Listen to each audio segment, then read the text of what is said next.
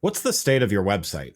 If you're looking for a new digital experience platform or DXP to run your digital experiences, I have the book for you. The Agile Brand Guide to Digital Experience Platforms is part of my best-selling series of MarTech books. In this book, I explore and demystify DXPs and look at the roles a digital experience platform should play, the different types on the market, as well as how to initially evaluate platforms, then how to best implement a DXP once you've selected it. The book also features a foreword from Rupali Jain, Chief Product Officer at leading DXP provider Optimizely, as well as several other thought leaders in the industry. Learn more and get a copy in print or digital now by going to the Agile Brand Guide website at www.agilebrandguide.com. Hi, this is Greg Kilstrom. Welcome to the Agile World podcast, where we discuss customer experience, employee experience, and transformation in an agile age. The Agile World podcast is brought to you by TEKsystems, an industry leader in full-stack technology services, talent services, and real-world application. For more information, go to teksystems.com. To read more about the topics discussed on this show, you can go to my website at theagile.world and read my latest articles or get a copy of my latest book, The Center of Experience, a blueprint for creating an experience-led organization, now available on Amazon and other retailers. My name is Greg Kilstrom, and I'm the CEO and co-founder of CareerGig and the host of the Agile World podcast. Today, we're going to talk about how to adapt your events to be more virtual in a marketing environment that is in continual fluctuation. With the massive changes that COVID-19 has brought to the world of corporate and association events, many companies have scrambled to adapt to make them virtual with mixed results. Some organizations, however, have found a way to innovate and create great experiences despite the limitations. To help me discuss this topic, I'd like to welcome Mark Michelson, CEO of CX Talks. First, why don't you tell me a little bit about CX Talks and what you do there? Sure. CX Talks was started as a local event in Atlanta, Georgia, around 6 years ago. And we intended it, the first day we did it, it was just for an association called the CXPA. And so it's about customer experience. And the idea that we came up with at the first meeting was to have 10 different speakers give 10-minute talks each. So we didn't really call it CX Talks at the time. It was just an event idea. But there was such good enthusiasm from that event that we decided to invite other associations to participate in the idea of creating a full-day event. We got 18 different associations together, all of them very engaged in customer experience, but from different angles. As you know, customer experience has a pretty diverse discipline set, if you will, anything from store design to product design to CRM. You can go into voice of customer, etc. So from that first meeting, where we had 18 associations, we just did a head count around the room, and it was like, gosh, if we just got their average number of people that could come from each of the associations, we would have like 500 something people. And it was kind of funny because it was laughable, but it was also scary because we still wanted to do it. But at some point, we couldn't do it on a volunteer basis anymore. There had to be, when we plotted it out, we had meals involved, we had space involved, AV systems, a whole process of things. So I said, I'll take that on within my association management company, because I've started a few associations. I took it on under that banner and under that company. So someone had to sign the bills, someone had to pay the bills and sign the contracts. And so I ended up doing that. As time went on, we grew the event into other markets, and we always intended it to be the local market bridge, a time for people to come together in a local market like Chicago or Dallas or Atlanta and get to know each other, because there's so many people that do customer experience now, but they may not know others from other industries or other disciplines within their own city. So that was our goal. And Great. Yeah, so that was the background, and we were really doing quite well with it. The past 4 years or so, every year we would add a new market. This year we were going to be in Seattle on June 12th at Microsoft's headquarters. They were going to actually have it on their property, and of course the world changed back in March. We knew it was, winds about it was coming down in February, but March closed everything. So that's where the pivoting and agility came into play. Yeah. Well, let's talk a little bit more about that and how you've adapted CX Talks to the current landscape. So, unlike some organizations that jumped in right away and tried virtual events as soon as they could plan them, you took a little bit of time to assess the best way to approach things. How did taking a step back help you? Well, I think it helped because I'm able to learn more about the different technology stacks that go into it. Number one, and the second thing is everyone sort of rushed to do what they were already doing in the real world and just trying to put that same event on in a virtual realm. And I just felt that it was getting to be just all vanilla and very kind of boring in the same format all the time.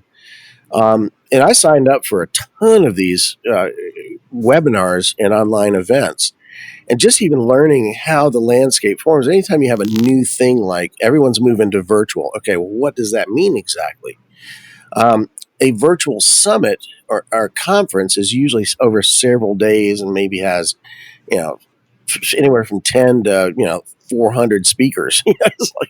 But it's how it's managed. The larger conferences, they really needed to sort of reproduce what they do on a virtual set. And I've actually participated in a few of those events as speakers as well. Um, the other types of events that are happening out there are quite different, though. There's just the coffee chat in the morning, or if you want to, happy hour in the afternoon. There are things. What do they call those? AMAs, Ask Me Anythings. There are interviews just like this. There are so many different formats that was, I think, the biggest advantage I had was being able to say, all right, what is it about CX Talks that makes it unique and special? And how do we not necessarily do a full day event on a webinar or a conference, but rather I'm thinking in terms of programming, having a regularly scheduled weekly or even biweekly program like a channel, like a TV channel or radio program, if you will. But since it's recorded with video, we would have people come to the thing, and it would be a very short presentation. That's where we started, and that's where we're sticking to. So the idea of short attention span theater is the idea of 15 minutes of fame. You got to get it in within, say, 15-minute, 20-minute total presentation, and then we have Q&A. We do some networking around it as well, because that's a huge reason. Why should I go there now versus just watch some recording? So we wanted to have some engagement opportunities for people who attend live. So before we ever give the presentation, there's like 20 minutes of chats, if we will, and then at the end of each session, we have another 30 minutes of guided networking where we can have breakout rooms and smaller video conferences going on right after the main session. So all in all, the value of waiting is you get to position yourself more clearly. You're not just replicating what you did before. You're trying to come up with a voice that people understand and recognize and that they want to tune into each week. And I think the other benefit is we're not moving totally, we just can't meet now, but when we will meet again, I think that we're going to be in a strong position to still have that, the local market on a very small, local, intimate group. So, maybe 100 total people will come, but we're going to do a lot more markets.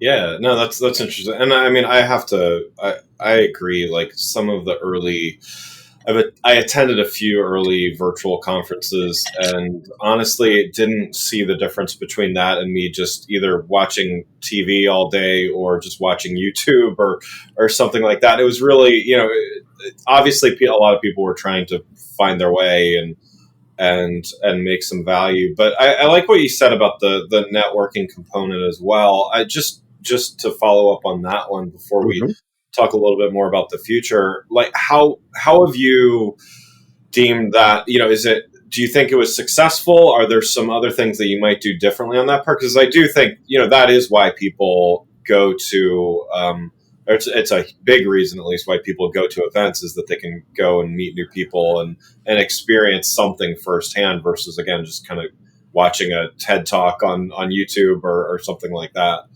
Yeah, it's interesting. It's totally voluntary, if people want to do it or not. But when you go through something like speed networking, right?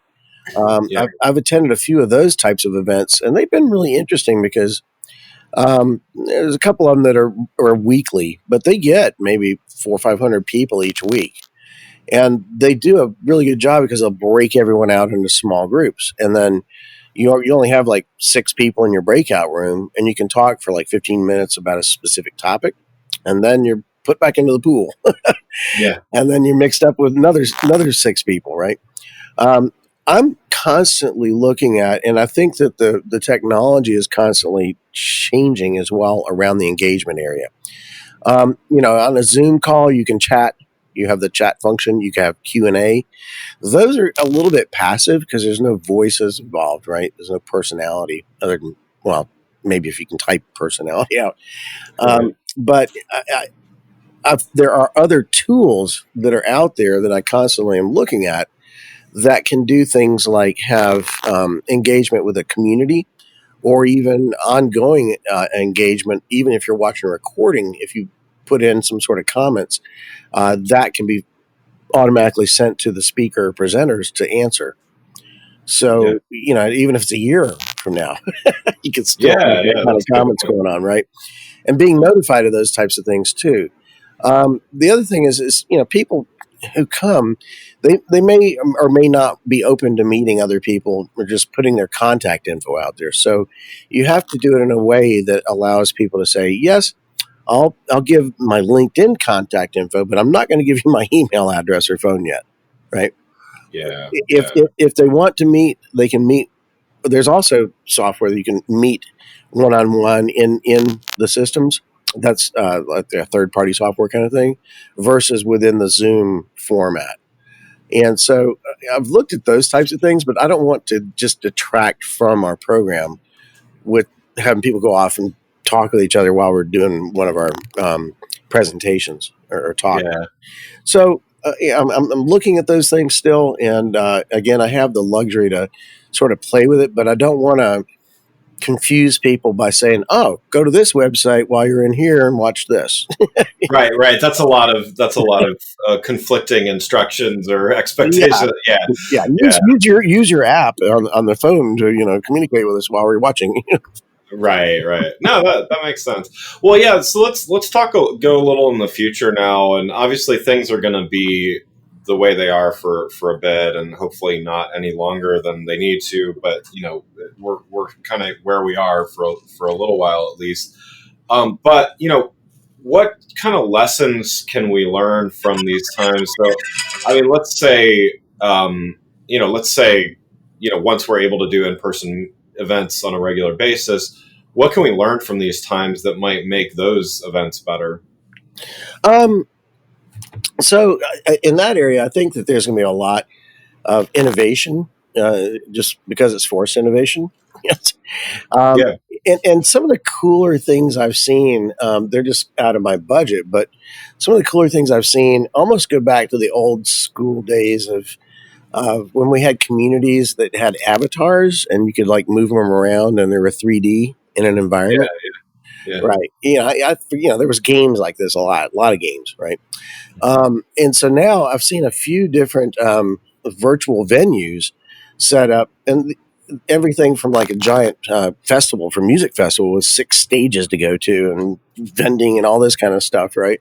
But you are a virtual little avatar, and you can move it around in the room and have it dance or whatever, right? And that's also being done to sort of replicate the large conference environment. So you go into the main hall and it looks like a hall, there's video at the top. So it's like going into a movie theater, but you can talk to people. You can actually stand next to someone, introduce yourself, and so forth. So, yeah, so that's pretty fun. I think it's fun engagement and it has its place. Almost more for entertainment, though, than like serious content. The other things I think that are going to happen, it just has to do with formatting and how we engage, right? So one of the big things in dealing with any kind of big program like that is multicasting. So you got to cast it out on YouTube and your own website and on LinkedIn or Facebook or wherever you can get the multi-stream going.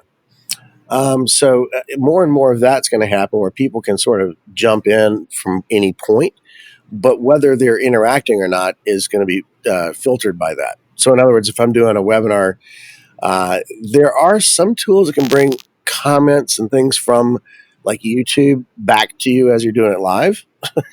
Yeah. But if you're multicasting out on all these different platforms, it's really hard to keep up with. And I think that's going to be improved over time as well.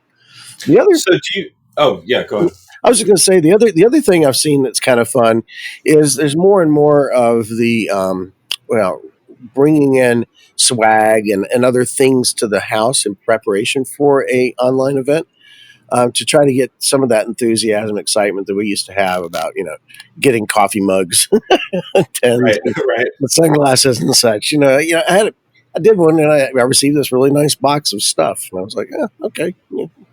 It made me feel like I was a part of the deal. Right, right. So do you see some organizations continuing virtual events instead of physical events? Even when it's possible to do as many physical events as you want to. I mean, do you see some of these virtual things becoming, staying around, in other words, and there being kind of like a hybrid between, what the schedule might be a hybrid of virtual and in person? Yeah, I don't think it's going to completely replace. Hybrid's probably more likely. There are different needs to do different things online, okay? And for instance, if you're doing product demos or you're doing sales calls or, presenting whatever it is, business type things, that's going to happen all the time online, continuously. I mean, you can go just Yeah. sign up for training and that kind of stuff. You can do that easier online than you can in person. The things people do crave, they're high touch. They're very it's we go to these conferences because it's not necessarily just the content, but who can I meet? And do I have an opportunity to meet someone where I can further my business, whether it's a new vendor or a new client? That's the main reason you go. And frankly, a lot of that activity happens outside of the programming, usually at the bar, or at a Yeah, restaurant, yeah. or wherever. So you try to build your community and help them get the content they want, but yet provide that sort of opportunity to meet each other as real world as we can make it. Now, I think personally, when we do get over this COVID situation and we're allowed to meet again, people are going to come back in droves. People really do miss that high touch. As a musician, I've been playing some here in Atlanta in very safe conditions like outdoors and such. And the people are incredibly appreciative now, more so of music even than they were, before. Yeah. Although before we'd have big crowds, but now they're coming and paying attention and doing tips and things just because they appreciate being out again. You Yeah. might say. Yeah. And I think that there was an old philosopher guy, media philosopher named Marshall McLuhan, and I think it was back in the 60s, 70s. As we have more high tech come into our lives, we crave more high touch. So that high tech, high touch balance, it's going to be more interplay than we imagine. Could you imagine going through this epidemic or the pandemic without having the web? Right.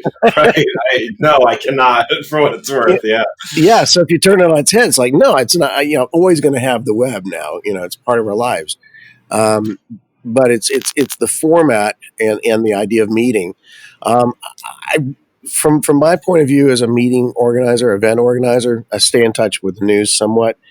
The big conferences are going to have a real trouble coming back, just like the big concerts and sporting events.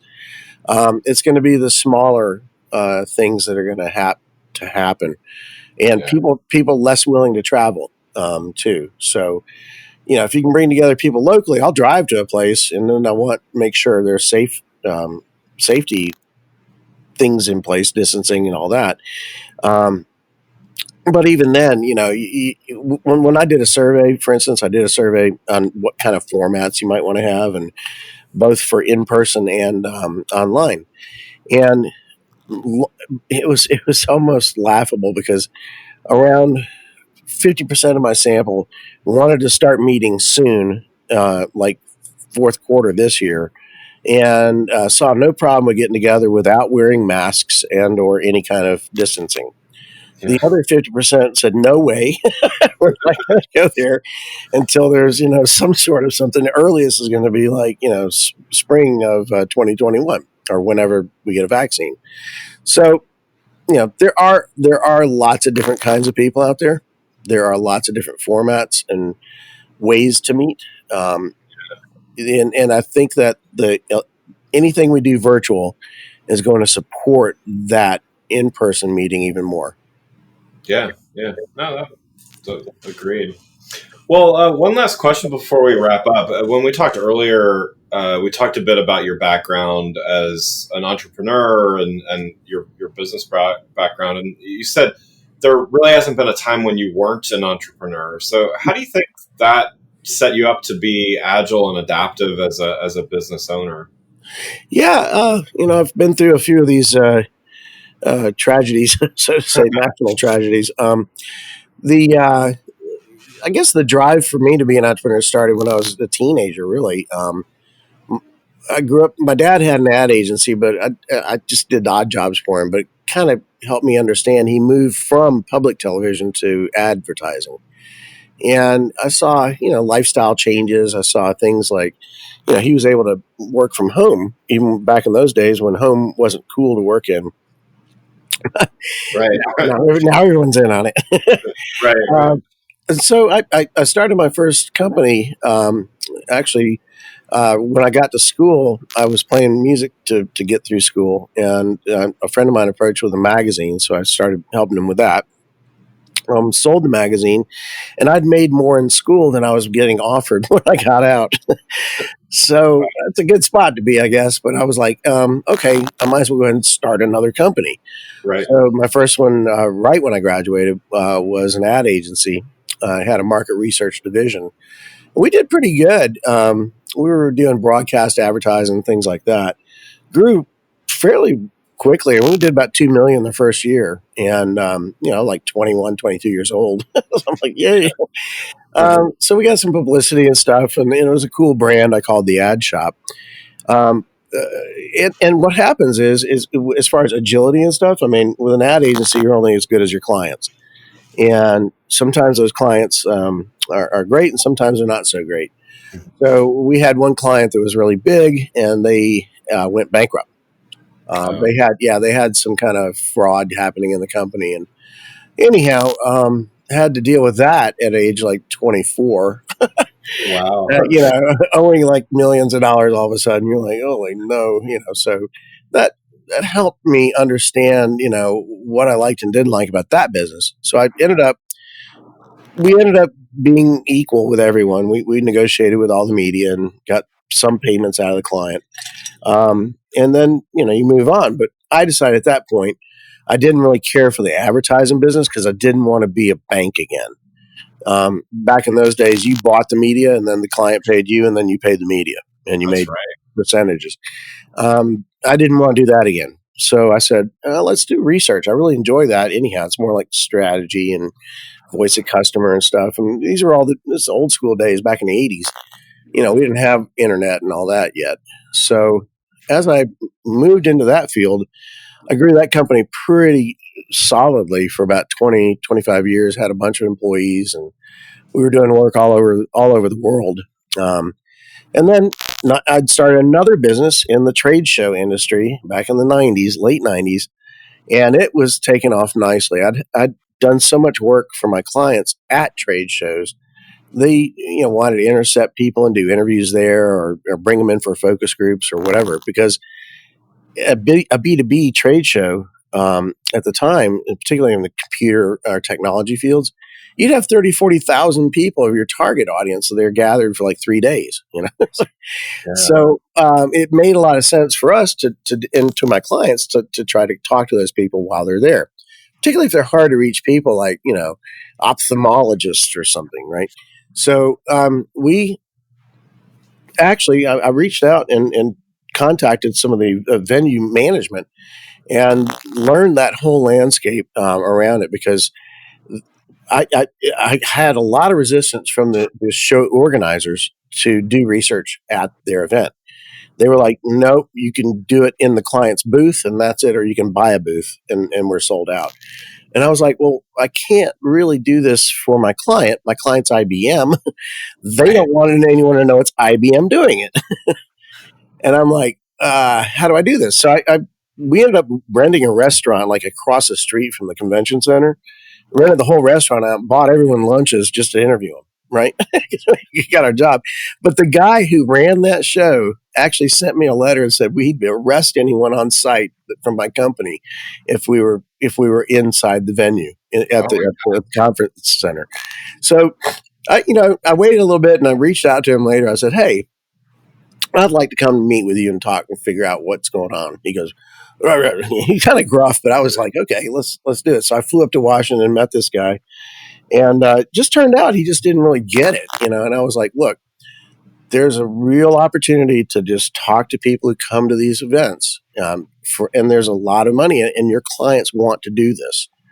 So after a little bit of convincing and coaching, he agreed, and then after he agreed, I opened up maybe I think it was like 15 major event organizers, trade show organizers. That thing was taking off like a rocket, and everyone's holding on for it, right? And a whole nother staff involved, different buildings involved, new company, and offices in other markets. And so then what happened, unfortunately, 9/11 hit, and there were no more trade shows. I mean, it was the end of the big era trade shows, and frankly, every trade show, and even conference was canceled for travel restrictions until at least the next summer. I mean, there was fall was dead, spring was dead, everything. So I kept my staff on, trying to keep them there, and lost a ton of money, which is it was the least of the things. But again, you learn how to pivot. So I said at that time, I gave it a shot at my big empire building. I'm going to build my next company more around me. I didn't want to have to deal with a $250,000 a month overhead again, ever. Right. Yeah, and all the people and their, whatever they need, et cetera. So I pivoted. I said, let me sell off the things in this company I don't need to do anymore, like the mystery shopping and most of the survey research type stuff, and focusing on the qualitative research, which is what I love to do. So I did that, and sold those companies off and was able to get back to even again, and have been doing qualitative research since. And along the way, I started up trade associations for different areas of marketing research. For mobile researchers, using mobile devices, there's the Mobile Market Research Association, the Mystery Shopping Professionals Association, which is all the companies that hire shoppers, as well as shoppers around the world. And then there's also, I didn't start this one, but I was on the board, and that's a Qualitative Research Consultants Association. So I'm a big believer in associations because I don't feel real competitive. I don't feel like I have trade secrets and things like that. And, it's a matter of relationships. It's a matter of understanding. And I think there's enough work out there for everyone if we just help each other instead of try to, go to war with each other, so to say. Yeah. No, I think that's a great philosophy. I totally agree with that as well. I think I've always felt like there's plenty of work to go around if you're doing the right thing, and no, that's great to hear. Well, Mark, thanks for joining the show. For those listening, what's the best way to keep up with what you're doing and connect with you? Sure. Well, LinkedIn is always available. It's Mark Michelson, Michelson. And if you want to connect with me there, that's always a good way. We can chat and things. If anyone's interested in our programs and what we do at CX Talks, then it's just cxtalks.org. Great. Well, again, I'd like to thank Mark Michelson, CEO of CX Talks, for joining the show. To learn more about both customer and employee experience, I recommend you go to my website at gregkilstrom.com and make sure to check out my latest book, The Center of Experience. More information is available on my website or wherever the book is available, like Amazon. Thanks for listening to The Agile World with Greg Kilstrom. See you next week. Thanks again for listening to the Agile World podcast, brought to you by Tech Systems. I'm your host, Greg Kilstrom. You can learn more and get a copy of my latest book, The Center of Experience, from my website at theagile.world or on Amazon or other retailers. Until next week, stay agile.